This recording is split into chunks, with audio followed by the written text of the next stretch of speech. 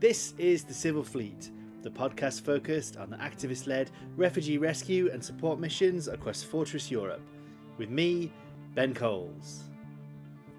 In this episode, we speak with Michaël Neuman from Doctors Without Borders, which is known as MSF in its French acronym. Michaël tells us about the charity's work in Syria and how the fall of Bashar Assad's regime could affect this. We also discuss MSF's work in Gaza, Israel's ongoing genocide against the Palestinians, and how the people in Gaza have literally nowhere to go. There is no escape. Michaël also tells us why MSF decided it needed to help asylum seekers in the UK, and why European governments have been far too quick to pause asylum claims for Syrians. So before we get into today's episode, I'd like to remind you that the Civil Fleet is not just a podcast, it's also a news blog with news reports and interviews and investigative stories and all kinds of things. To find out more about that, go to civilfleet.com, check out the blog. If you like what the Civil Fleet is doing, there are two ways that you can help us to continue to platform the awesome people that we have had on here. The first one is easy. You can like, subscribe, and share this episode around. Give us ratings on podcast apps and all that kind of stuff. That would help to raise the profile of the podcast. And the other thing you can do is give us some money. To do that, you can make a micro donation or a huge donation if you like. Go to this website, ko-fi.com/civilfleet. That's ko-fi.com/civilfleet. You can make a small donation there, and that will help us to cover the costs of running this podcast. Admittedly, our costs are very low to run this, but any help you can give us will be greatly appreciated. And also, there is a bonus episode on there. So yeah, go check that out. Anyway, I think that is enough from me. Let's get on with the show. All right, Michaël Neuman, thank you very, very much for coming on the Civil Fleet podcast. Thank you for having me. You work with MSF, Médecins Sans Frontières, which is my terrible French accent, but it means Doctors Without Borders in English. So we're going to talk about MSF, we're going to talk about Syria and MSF's work in Syria and the UK and elsewhere. The situation with Syria, basically, is what we're going to discuss today. But before we start, Michaël, could you just give us a background about yourself? How did you get into this work, and what is it that you do at MSF? Yeah, sure. Well, thanks again for having me. So my name is Michaël Neuman. I work in Paris. I'm a director of studies with MSF think tank, a reflection center based in Paris. I've been working with MSF since 1999, so it's a good 25 years now. Working in many places, many positions. I'm not a doctor. I'm a historian by training. In fact, I've been doing many things with MSF in many places in the world. I've worked so for a few years in what we call the field, so in projects, and then in different headquarters for quite a while now, in New York and in Paris, and then I joined the Crash, which is this quite original think tanky structure based in Paris in 2010, where we actually do provide advice to the leadership and to the program managers of MSF. We do research and training as well. Well, that sounds really, really interesting. And you've been on the it's like a think tank, MSF's think tank. Do you just advise MSF staff, or do you send stuff out to like government, like press releases and things like that too? Well, we do mostly work with MSF, so it's quite an internal body. But of course, the question we deal with, and Syria is a case in point, are of interest to a much broader public audience, governments, universities, journalists, our donors, supporters. So we quite like to engage with a much wider range of public and audience. We have a website where we disseminate whatever we produce. So let's say that the social mission of our think tank is to provide assistance to MSF, but it is meant also to contribute to the wider discussion around humanitarian assistance, the way it's done, the way also it speaks about itself, and different dimensions of it. Oh, great. So that's it sounds like a really interesting place to work. It is. And so I think most people listening to this podcast are going to know about MSF. They'll have heard of it before. But, the podcast is growing, so we're getting new listeners. So it might be the first time they've ever heard of MSF. I doubt it, but maybe. But could you, tell us a bit about what MSF... I know it's a medical charity. I know a bit more than that, actually. But could you just explain what the organisation is for people who might never have heard of it? Sure, and I'll try to be very, very brief. So it's an organization that was born in 1971 in France, but it has grown to become a quite massive international movement with offices in dozens of countries. It is a medical humanitarian organization working in over 70 countries, something like that. Again, with branches in many, many different countries. Such as the UK, for instance, but also Mexico, Korea, Japan, Brazil, Germany, whatever, many different places. So we provide assistance to people affected by conflicts, epidemics, disasters. You may have heard about the recent cyclone that hit the island of Mayotte. The French territory of Mayotte. So we are trying to be active in places like that as well, in addition to being, of course, active in the context of conflicts such as the Democratic Republic of Congo, Sudan, Nigeria, or Syria, which I guess we'll be talking about in a minute, but also in situation of public health emergencies, be it HIV or tuberculosis, or we also work with patients affected by hepatitis C, for instance, and we have developed also an expertise in what we call social exclusion. We have established a project in France, for instance, for quite a while now, working with a migrant population. Sort of what we actually do in the UK as well. So our range of work is quite broad. In fact, perhaps a point I'd like to add to this very like broad and succinct presentation is that in a way that people do not always grasp. The huge majority of the people who work with us work in their own country. So it's a massive organization of more than 60,000 people. 80% to 90% of whom actually work in their respective countries. So in the DRC, or in Yemen, or in Nigeria, or in Brazil, or in all countries actually. Most of the workforce is comprised of people who are from there. And perhaps an extra additional point, unlike many other organizations, MSF is privately funded, up to 98 to 99%. Its resources, financial resources, come from people, individual. Slightly, a small share come from corporate, but very small. A very, very small share come from government.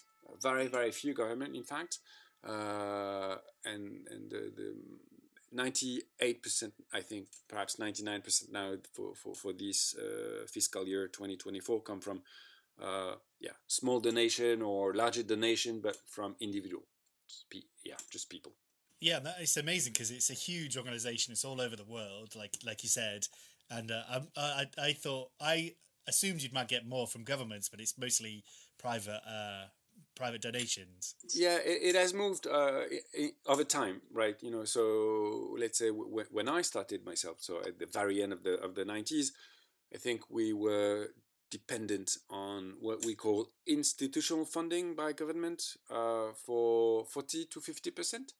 But we moved gradually to exclude a number of public institutions, let's say in the name of financial independence, and to be able to not depend on government choice of resource allocation, for good reasons, for reasons related to state interest.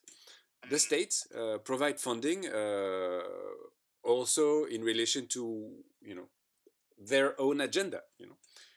If we do not want to depend that much on that agenda, which is again a legitimate thing for a government to have, then we have to be in a position to be financially autonomous as much as possible. And that's what we have tried to achieve and somewhat achieved in a good proportion over the year. And of course, MSF also runs the GeoBarents, or was until like last week or the week before. I mean, maybe you're still running it, but it's not operating in Italy at the moment. Yeah, well, GeoBarents is probably a name that lots of your listeners have not heard before. But MSF has run operations, what we call search and rescue operations, in the Mediterranean Sea since 2015.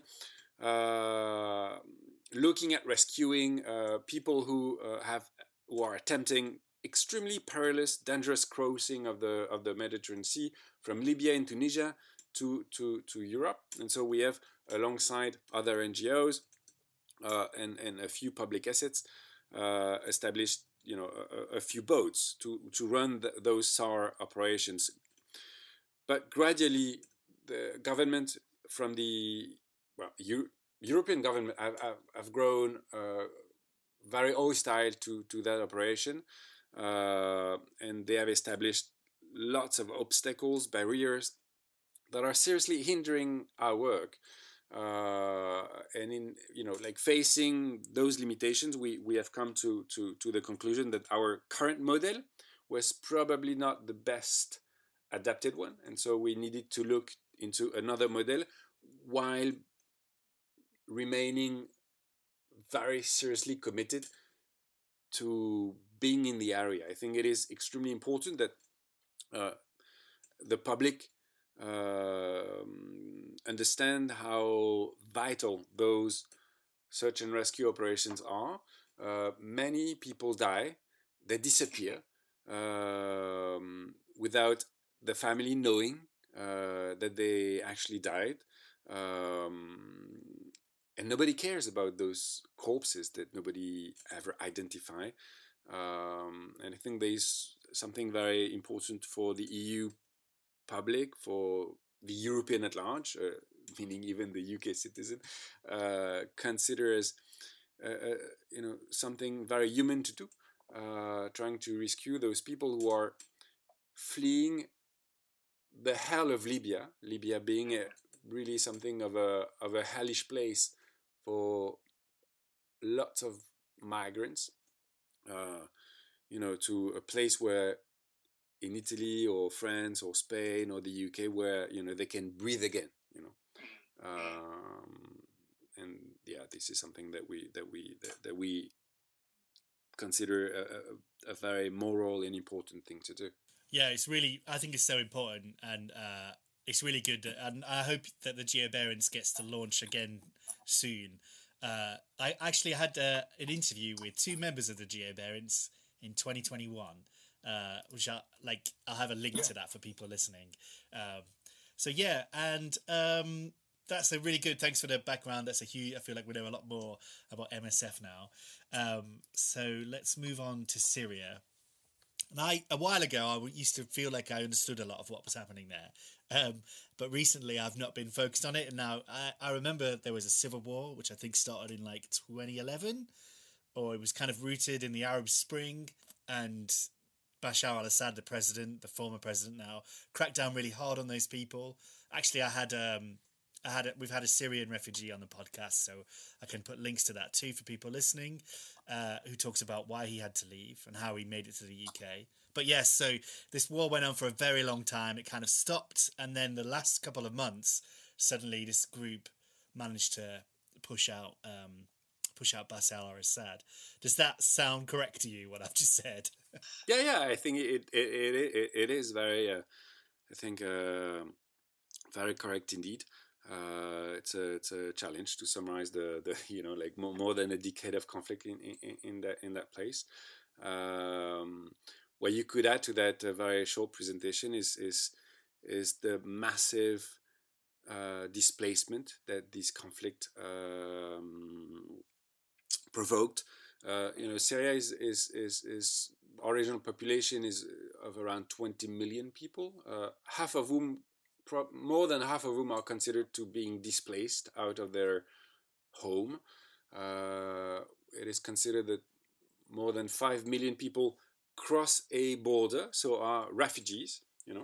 20 million being the displaced people, including those who are internally displaced, but 5 million have crossed the border to Turkey mostly, but also to other places, such as, of course, countries in Europe, as we'll probably talk about in a moment. And the humanitarian consequences have been extremely severe. The health situation in the country is abysmal. The economic condition of the country is very dire. And above all, perhaps also we should point at the terrifying human cost of this conflict, with probably more than 500,000 people who died in relation to the conflict and the retribution of the Assad government on its own people over the last 12 years. What we call the Syrian revolution really started in 2011, as you hinted at. The conflict, let's say, a year later, as a full-fledged civil war. Of course, then after that, in different phases, but there's probably no need to enter into those details right now. Yeah, it was really complicated battle, I think, and there was ISIS and all these like different groups backed by different governments. It was a really quite a complicated situation. But the important thing is is to remember all these people died, so many people were displaced, and it began what people think of as the refugee crisis. I don't like to use that term. I think it's more of a humanitarian crisis, or a crisis of a government. It's more a crisis of like what we call in French, we say la crise de l'accueil, which in English of course make no sense, but it would be like a welcome crisis, like a crisis of how government have proved to be unwelcoming to people. It's not a displacement crisis where you have like a continent of 500 million people, Europe, being unable to accommodate the needs of less than 1% of its population, who are facing such an intense violence, pushing them to flee, to get out of there, to get out. And I think this is what was actually most striking in the last 10 years, is the lack of willingness from the German government and Angela Merkel, of course, 2015, quite infamous statement that they will make it, like welcoming Syrian refugees in particular. And then, so obviously there was because there's a lot of displacement, a lot of human rights abuses, lots of disease probably. It was MSF needed to be there, I guess. So could you tell us what MSF's work was in Syria, or what its role was there, and kind of how did it how did you get involved there, that kind of thing, I guess.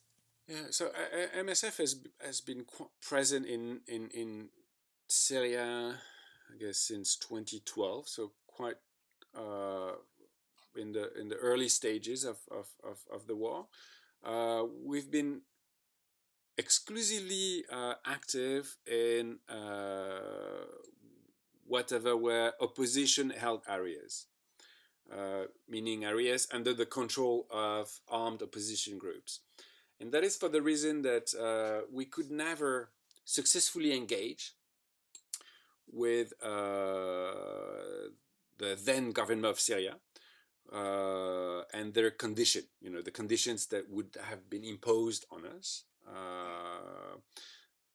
and also by the simple fact that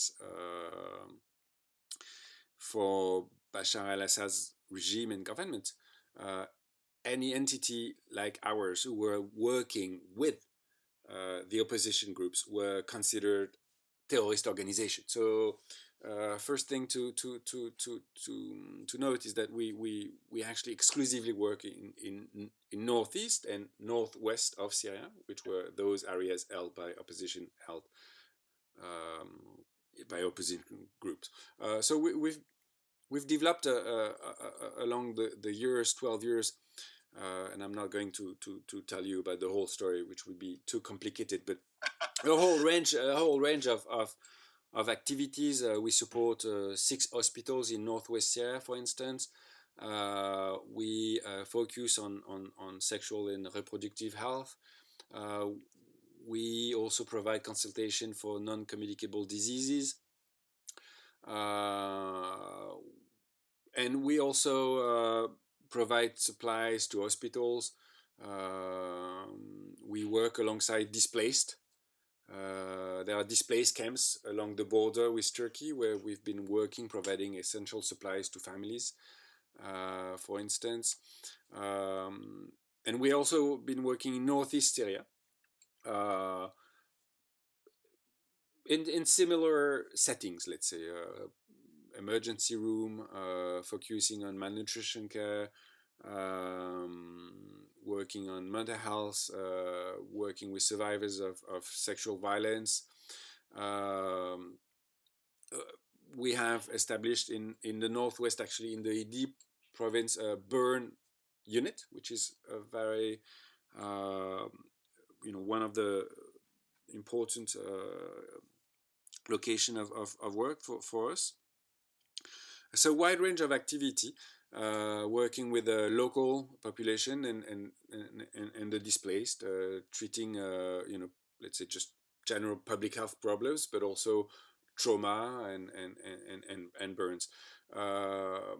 What is quite now actually the situation as it's become clear in the recent days that it is changing quickly now, following the fall of the Syrian government.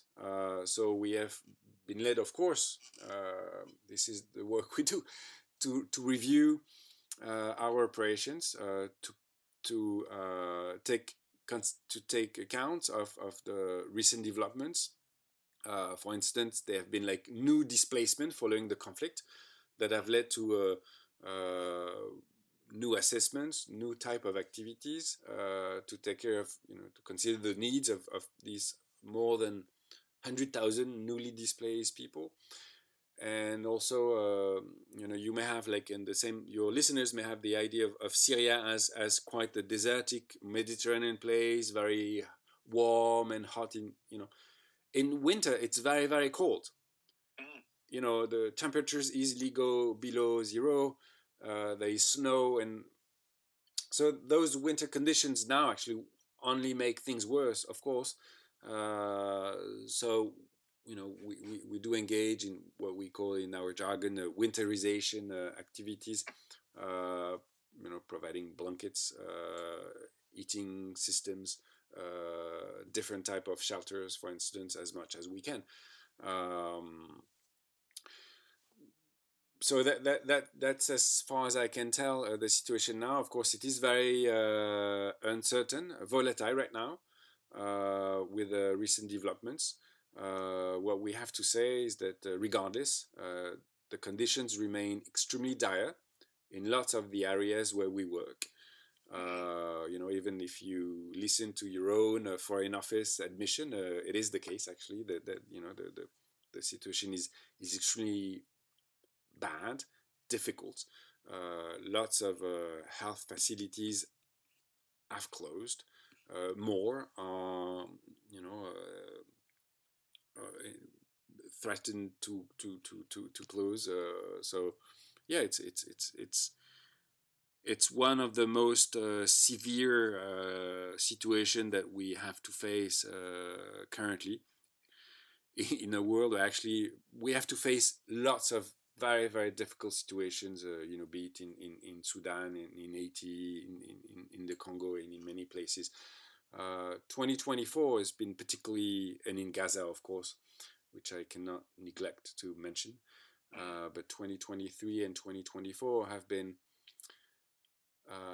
very, very intense for our organization and our teams, but also teams of other humanitarian organizations.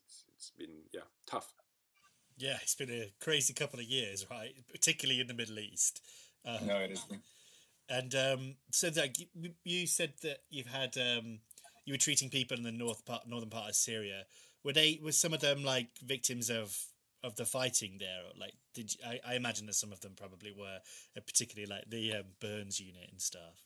Yeah, actually, so people are victims of the conflict. So again, the first victims are, the displaced. They have either being pushed out by the conflict itself or by the perspective of the conflict nearing the homes. So, you can move as a preemptive gesture, or you can move because you have no longer a house. The burns actually we attend, lots of them are related to domestic problems, because of the poor conditions of the poor living conditions. People are exposed to burn fires, stove being in poor quality. The density of the population expose people to fires, things like that. So the burns are not actually related so much to fighting. But I forgot to mention earlier that one of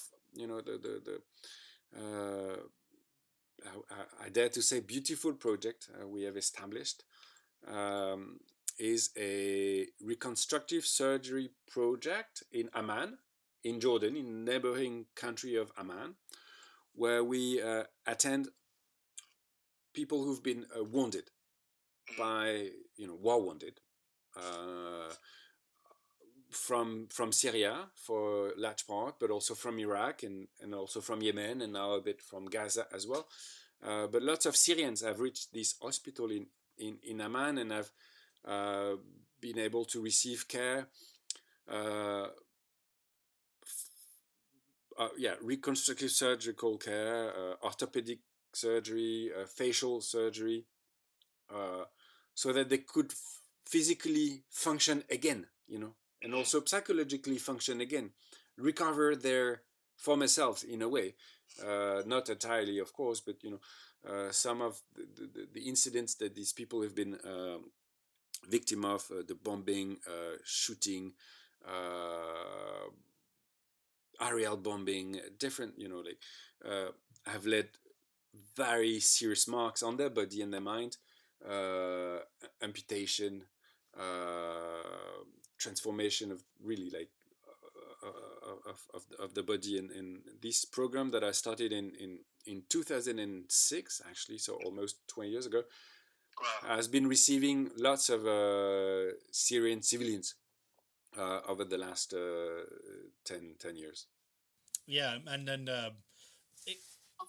hopefully this, like, the war is, well, I think the vast majority of the fighting seems to be over at the moment as we're speaking in Syria, although Israel is like still blowing places up in Syria as far as I know, or there have been this past few weeks. And then we have this new group in charge that we don't seem to know too much about. I think I don't remember what they're called, but the acronym is like HTS.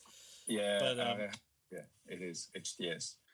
We know them actually because they've been governing the part of the Idlib province for quite a while, where MSF is active. So this is not an unknown entity, one that, I mean, the world may be discovering them because there was little attention to Syria in the past years, for, again, reason that people can easily understand. There were like the war in Ukraine, and then there were the war in Sudan, and this massive slaughter happening in Gaza. So there were less attention to Syria, but things were developing there, probably low key somewhat,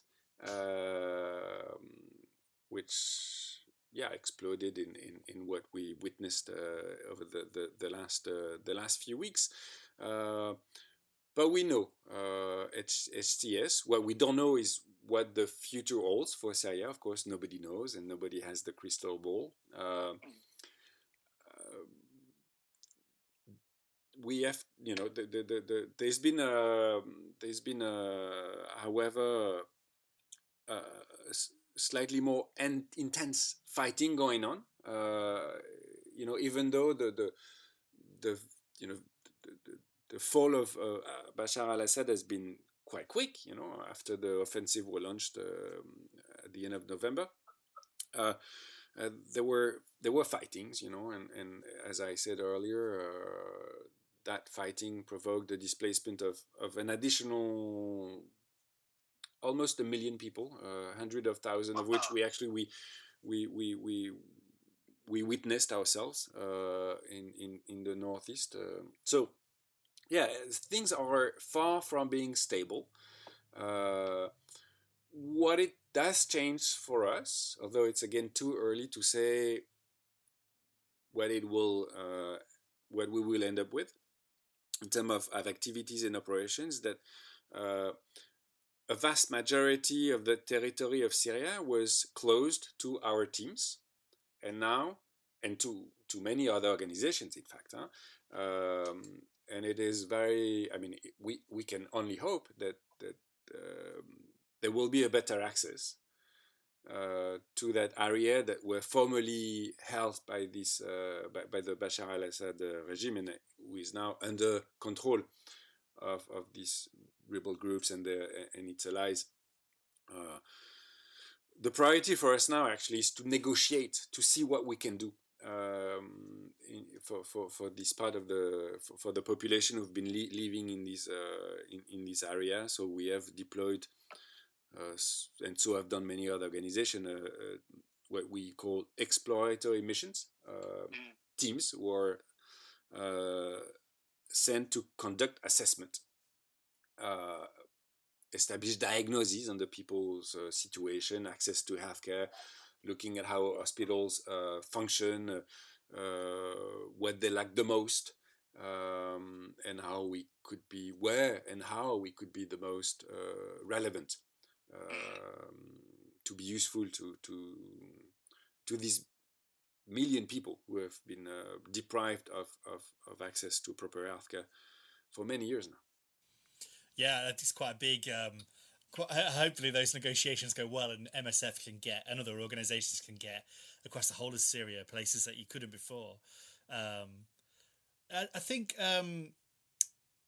Would you be able to say anything about the work in Gaza? I know we're focused on Syria, but sure. I've seen some of your press releases. I saw a press release the other day by MSF about your staff, I think, being attacked, or in a hospital that's being attacked. It's just, words completely fail me when I try to start talking about the situation in Gaza. It's incredible, but maybe you can talk about it. Yeah, well, it's not hard to start. It's just hard to say the words. I think what we see in Gaza, what we have been seeing now since October 2023, is a disrespect of human lives to a proportion that could hardly be envisaged. There've been many discussions about how to qualify what was happening, how to qualify the Israeli response to the massacres committed by the Hamas. But everyone has to realize that Gaza virtually does not exist anymore. It's been annihilated. its population have been pushed to live in a very, very, very small part of the Gaza Strip. The rest of it is entirely destroyed. Hospitals have been damaged. You've seen over the past 15 months the Israeli army, fully engaged in military offensive against hospital. The vast majority of the population have been displaced. Humanitarian organizations are facing tremendous difficulties in working in Gaza, helping the people. The number of trucks that are entering the Gaza Strip that is very minimal, so the provision of assistance is absolutely insufficient. So what we're seeing is a conjunction of massing killing of population.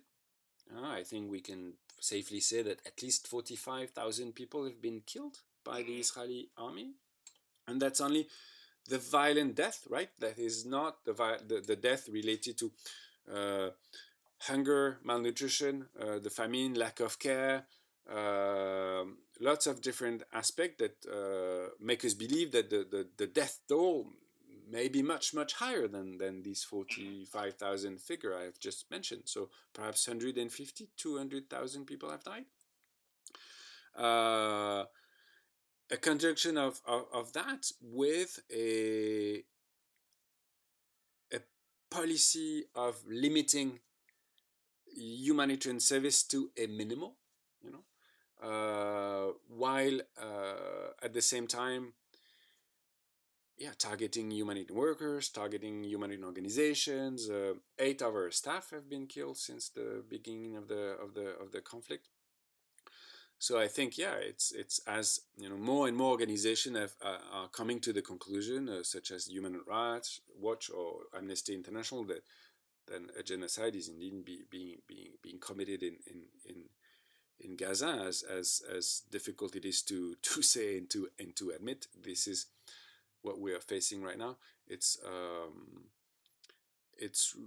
something that I think most humanitarian workers engaged in this business have for a long time. I've never witnessed a siege of that proportion. And it's not only the magnitude of the number of death, the number of wounded, the lack of care is what is very, very striking in this context. Is the complicity of let's say the Western allies of Israelis, how our own government, the US, of course, prime suspect, France, and many others, Germany, Britain, certainly, are actually letting that go. They barely speak, they barely blame, they condemn at times, but there's been so little action, apart from the paucity of condemnation, but really nothing that effective that could slow the pace with which Israel is destroying the people of Gaza. I think this is really something that us being European citizens, should definitely hold our government accountable for. Thing I like, there's lots to worry about it, but one of the things I worry about is like when the conflict is over, the psychological damage that these people have gone through, particularly the kids, they're going to be messed up. It's going to take them so long to get over, like the PTSD. I just can't imagine what they'll go through. Like it is a colossal crime to me. It's just crazy. No, it is. I can only agree with you. There is not much I can add. I can add to this. We are sadly quite used to extreme and mass violence. I've worked, recently in the DRC, in the displaced camps in the North Kivu. I've worked in the Rohingya refugee camps in Bangladesh. And of course, you can only witness the consequence, the multi-dimensional consequence of these violence. People who've been engaged or subjected to violence for so many years and years, and who can see no future.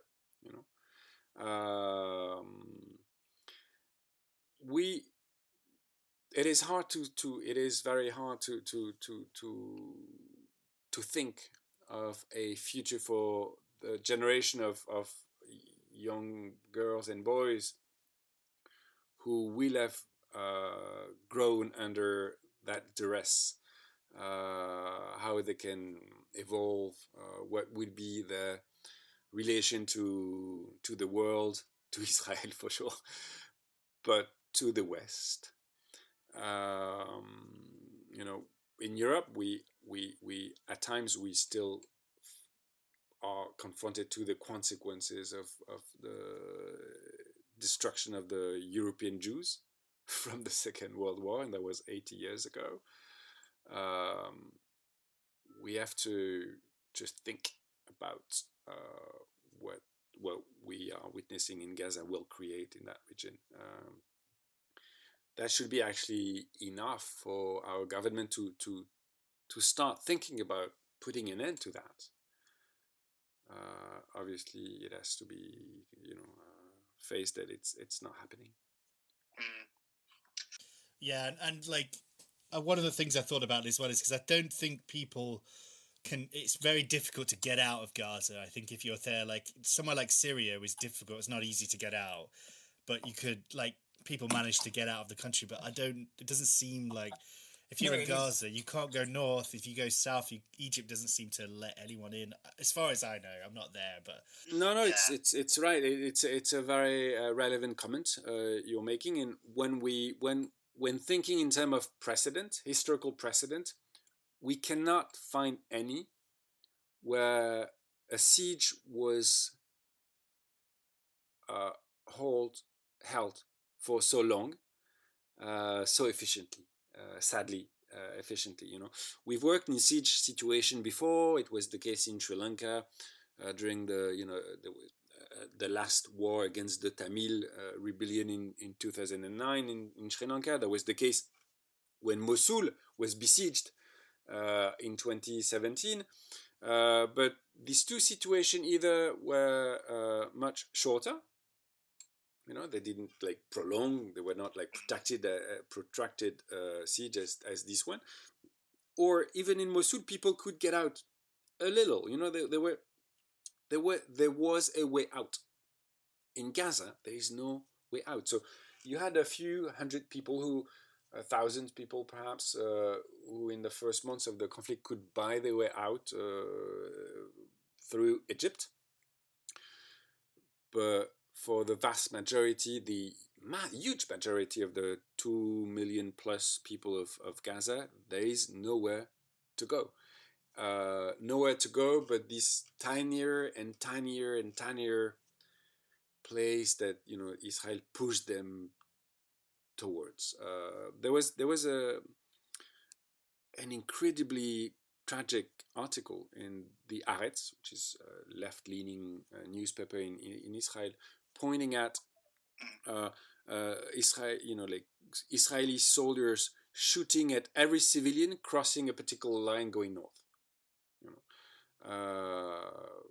And I think, this is for your listeners, for everyone, for the public in the UK. This is what they have to understand. This is what's happening in Gaza. There is a systematic destruction of an area and the population that has been occupying it. Yeah, it's just unbelievable. I find it hard to talk about sometimes.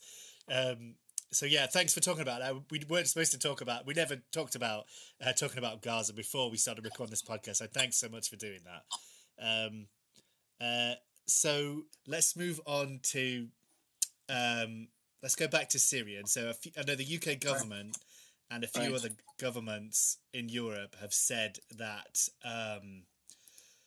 Well, I know in the UK's case, I'm pretty sure another European government has said that Yeah. they're going to pause asylum cases for Syrian refugees. What do you make of that? Yeah, it's not. I mean, so we've had a number of government, European, EU, and non-EU, such as the UK, making weird announcement that they would either suspend the processing of asylum applications from Syrian, which in general means that when you're a Syrian, you can still apply to become a refugee, but that your request or your application will not be examined. So they I think to update right now, the UK, Austria, Germany, the Netherlands, Norway, Ireland, your neighbor, probably Greece, perhaps a few others, and France as well, have decided to have made that call that the new situation in Syria would require that they suspend the processing of asylum application. I think this is it does raise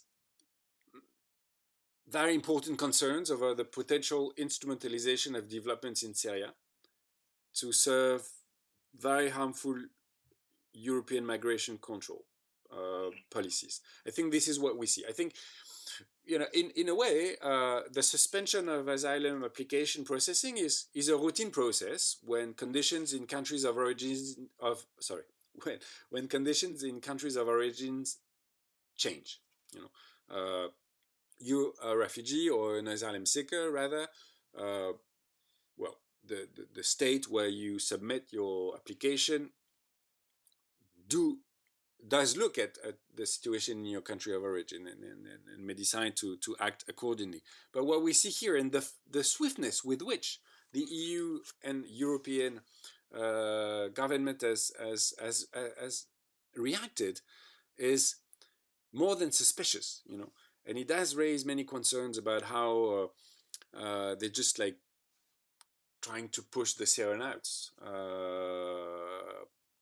And even if we are not present in the whole of Syria, even if for now we are only present in northeast and northwest of Syria, even if we are currently not working in areas that were recently controlled by the former Syrian government, even if our role is not to define which area in the country is safe or not safe for people to return,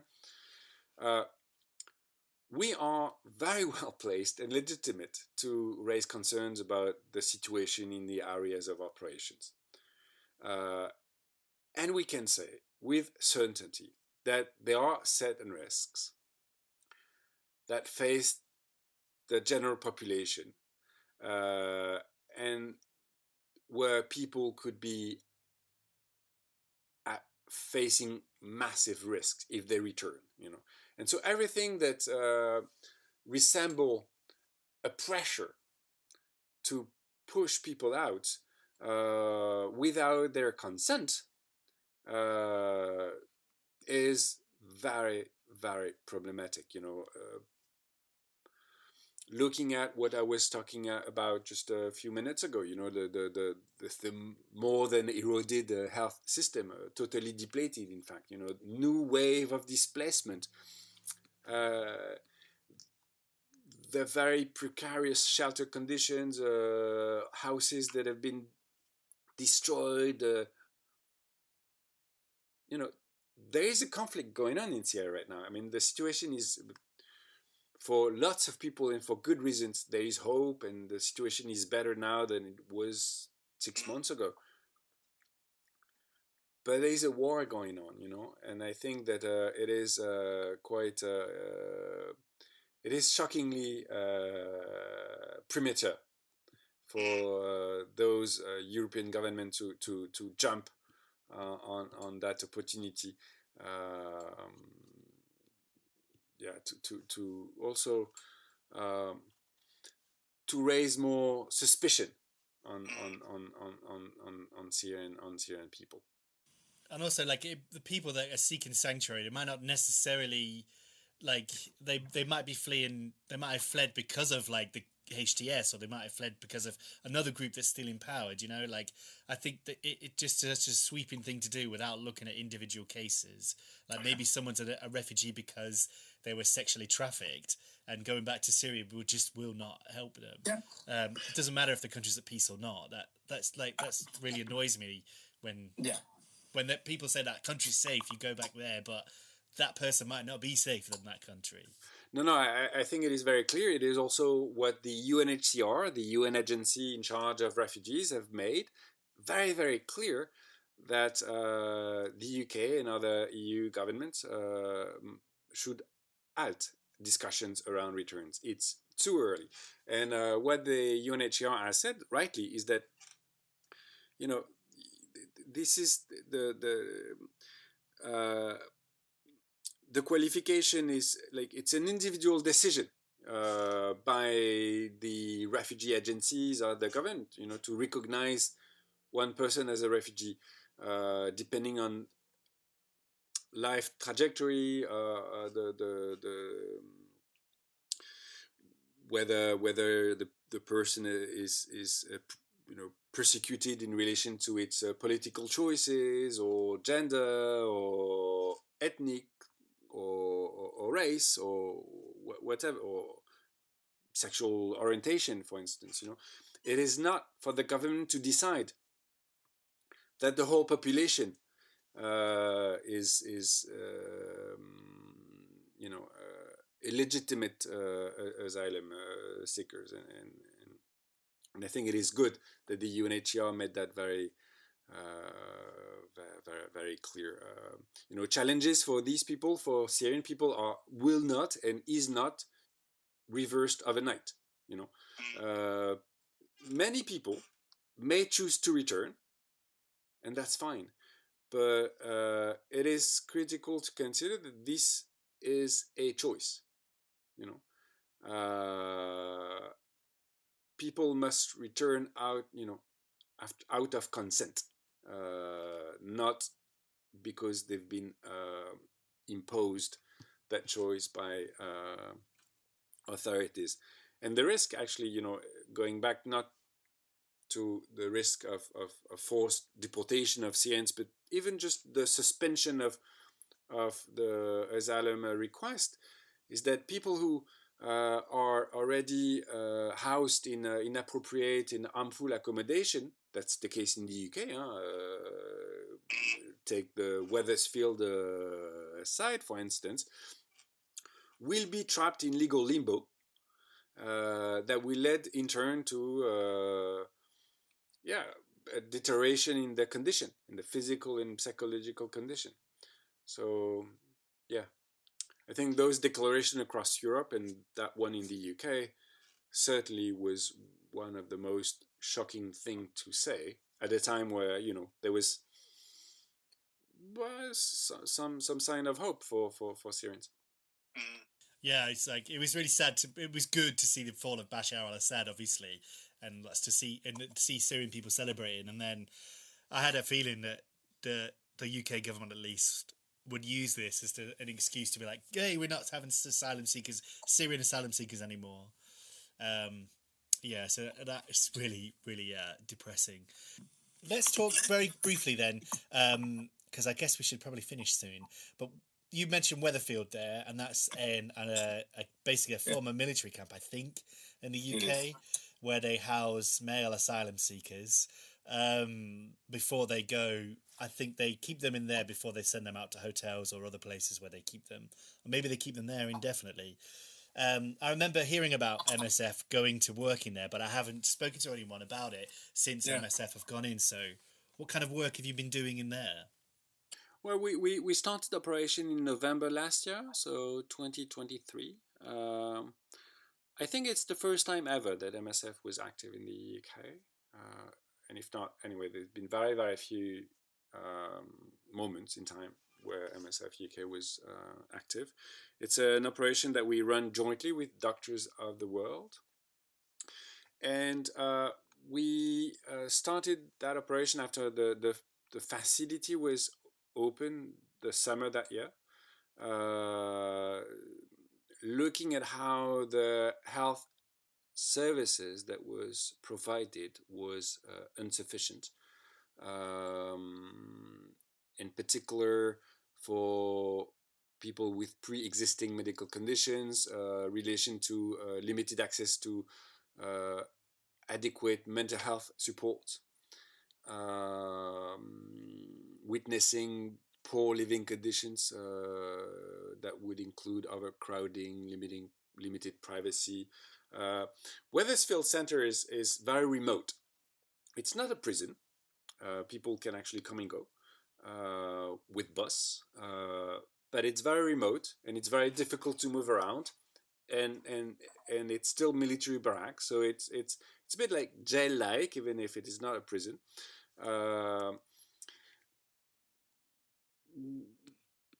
We are very our medical teams that run mobile clinics slightly outside the site are very, I mean, they're very shocked by the high number of patients that they see that present with severe psychological distress, suicidal ideation, symptoms that are consistent with PTSD, a situation that actually are partly related to their life experience. These people are coming from war-torn countries. 13% of our patients, they come from Syria, actually, so they faced what we've discussed just before. But their being there only further deteriorates their condition.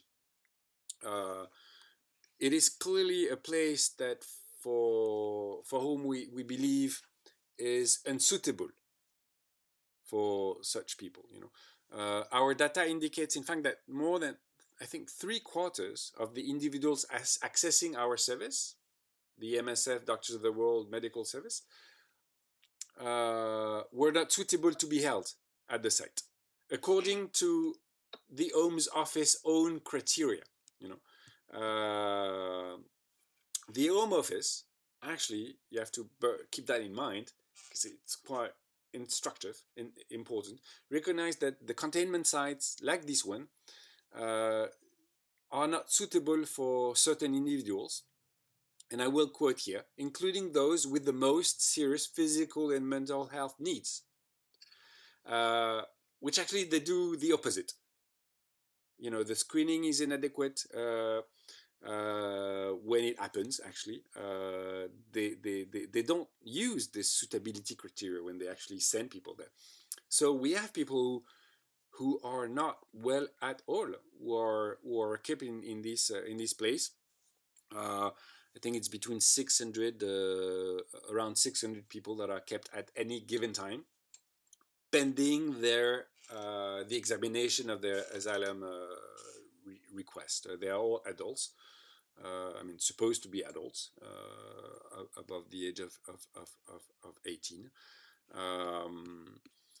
MSF has called repeatedly for the former Royal Air Force Wethersfield facility to be closed, actually, as a matter of urgency. But what we also witness is, is that using mass containment sites to accommodate people seeking safety is not right.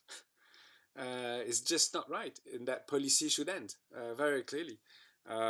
People should be placed in safe accommodation in the community, and the UK government, as all European government, in fact, should ensure that these people have access to the protection that they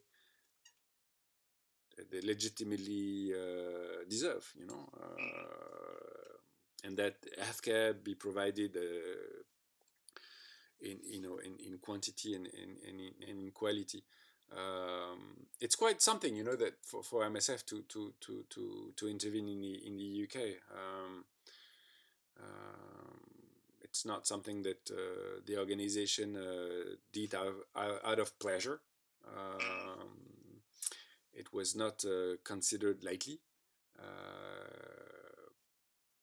but it was the right thing to do, looking at the situation of the people and how the UK government was actually dealing with that population in general. I wasn't aware. I probably should have been, but I wasn't aware that what you said before, what the Home Office quote, because they know then that it's not suitable to be keeping people there, right? Is that what the quote said that you read? Yeah, but they know that the facility is not right for some people, and they are supposed to use suitability criteria. So some people, according to their own criteria, some people that are there should not be there. It doesn't mean that all people shouldn't be there. Yeah. But even if we follow the Home Office criteria, up to 70% of the individuals that we see in our truck, which is actually just a van that we use to run these mobile clinic services, they shouldn't be there. Because they suffer from a severe mental health condition. They have suicidal tendencies. There are people who have experienced torture, abuse, violence, and you can't expect people to be well.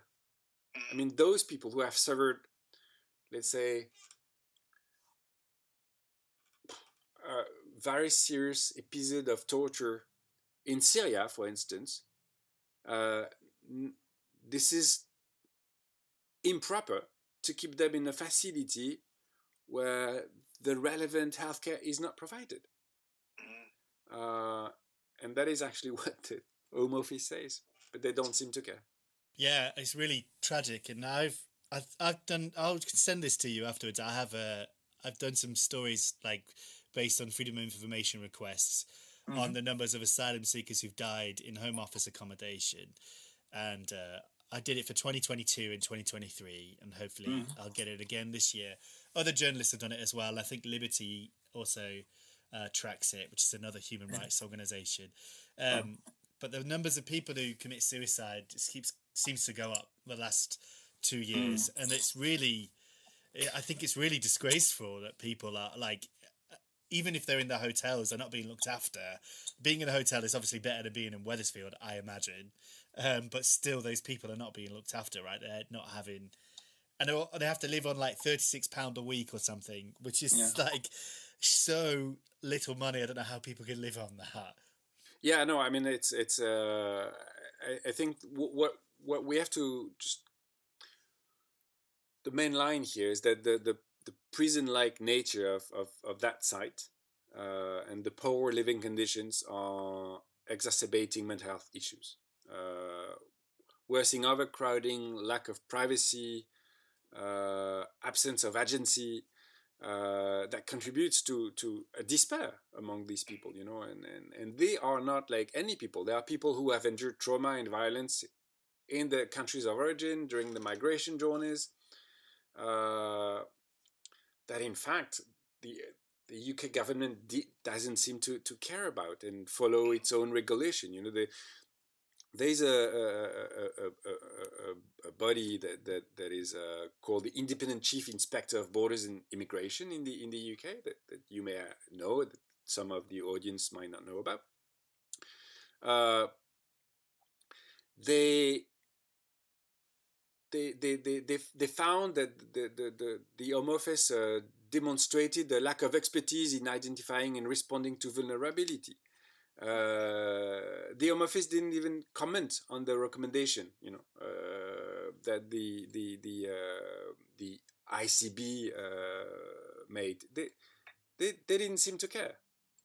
They don't seem to care still. Yeah, that's really horrible. Like, and another thing that's depressing is that once people are here, you're not gonna like the way you treat them is. Don't think it's gonna prevent people still from coming. If that's what you want to do, if that's what governments want to do, which I would disagree with. But anyway, they all they're doing is creating despair. Like it's not a deterrent; it's just punishing people, and it's just awful. It is. It is. Well, I mean, it's we're talking about 600 people. I mean, it is. It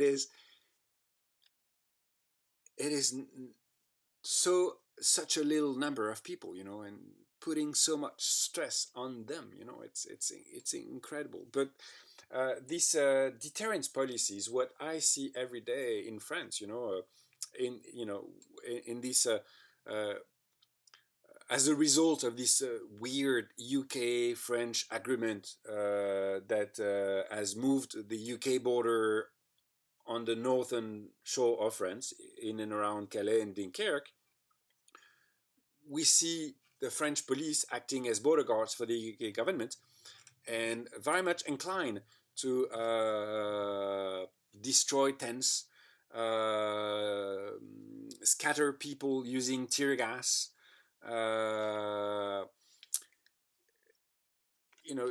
Again, we are talking about people who have had very complicated journey since they left their place, and who, arriving in Europe, suffer an extra layer of violence, institutional, symbolic, physical, psychological violence imposed on them by UK and France.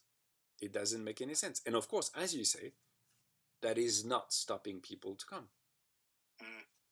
Yeah, it's really depressing. And I think we should come to an end now, Michael. We've been talking for almost, I think, over an hour. It's been really, really good. I'm starting to worry that it's going to take me forever to edit this now. But yeah, so let me ask my final question.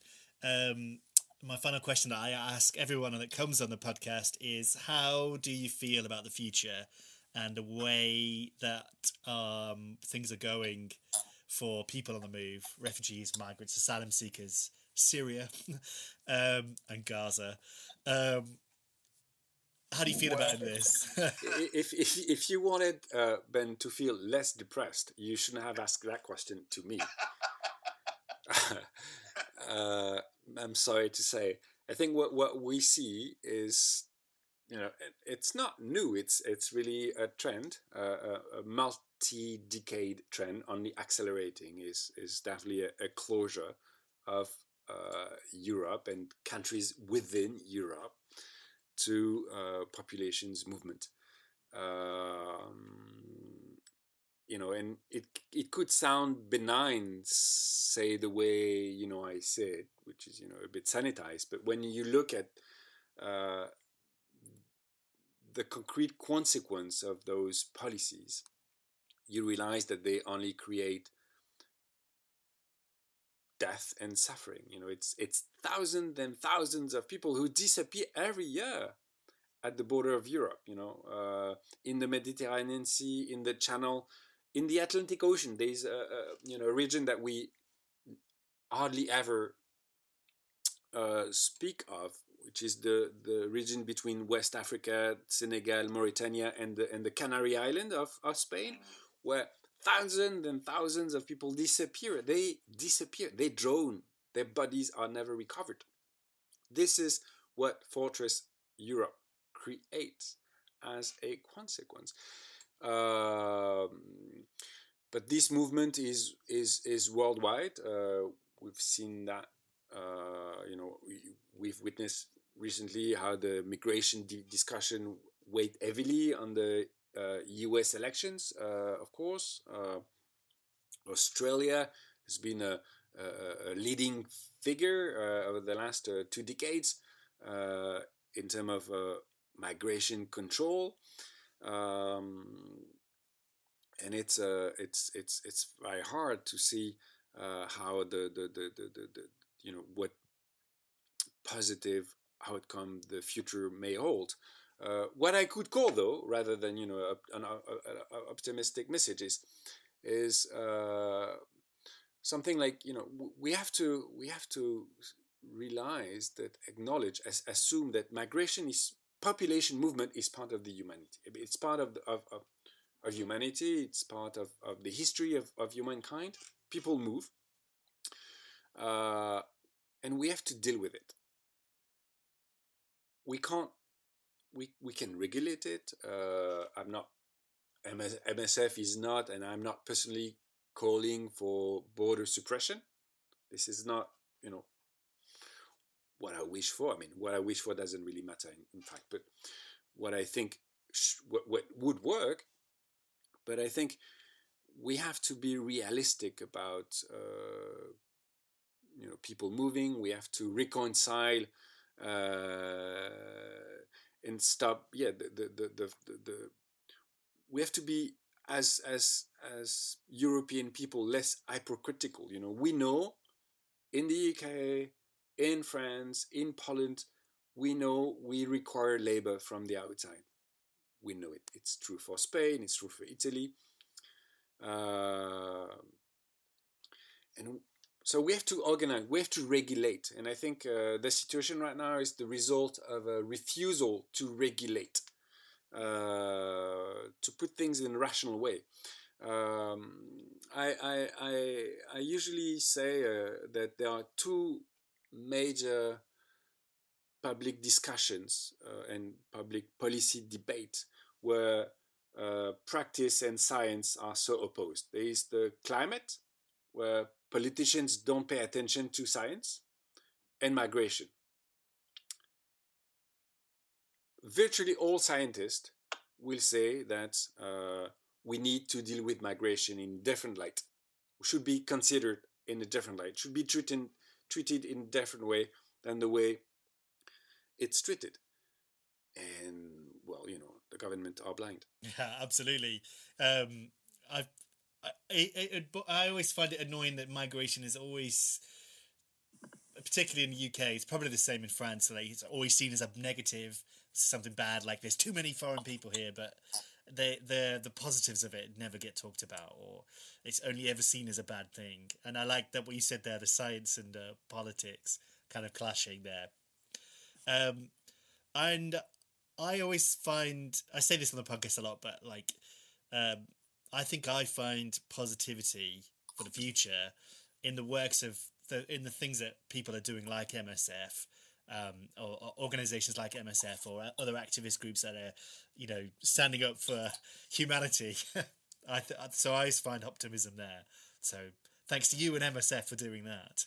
Well, thank you very much for your kind words. But there is optimism to find. Less in MSF, but more in the energies of lots of citizens that are engaged in welcoming these people, in pushing for the world to look at what's happening in Gaza. There is an energy here that is a reason for optimism, and I'm also quite happy and content to finish this conversation on the slightly lighter note. Well, Michael, thank you very much for your time. Thanks so much. That was a really great interview. Thank you very much, Ben. Thank you. All right, that was episode 67 of the Silver Fleet podcast. Thank you so much for listening. Thanks again to Michaël Neuman for coming on the podcast. That was a really great chat. Thanks again to everyone at MSF for everything that they do, and for their press team for organising this interview with Michael. Thanks so much to that. Thanks to everything that they do across the world. Everything is fucked, but MSF are one of the good people, one of the good groups that are doing something against that, trying to make the world a slightly better place. So before we end, check out the show notes. We mentioned tons of stuff in this episode. I've made quite a long list of articles and more things you can read, other episodes of the Silver Fleet podcast that we talked about in this episode. You can find them all in the show notes. Also, go check out the blog, silverfleet.com. You can find our news stories on there, investigative reports and interviews. And finally, if you like what the Silver Fleet is doing, do share us around. Do give us a rating on podcast apps and things like that if you can. What else can you do? You can subscribe to us on YouTube. And yeah, the final thing you can do is you can support us. You can help us to cover the costs of running the Civil Fleet podcast by making a micro donation. You can donate the price of a coffee or the price of a flight to Hawaii if you like, and you'll get access to our bonus episode that's on there. Hoping to make more. If we make any more, I'll let you know about it. So to donate to the Civil Fleet podcast, you can go to ko-fi.com/civilfleet. That is ko-fi.com/civilfleet. All right, that is the end of this podcast. I hope everyone has a happy new year, and I will see you in 2025 with some more episodes of the Civil Fleet podcast. Until then, cheers.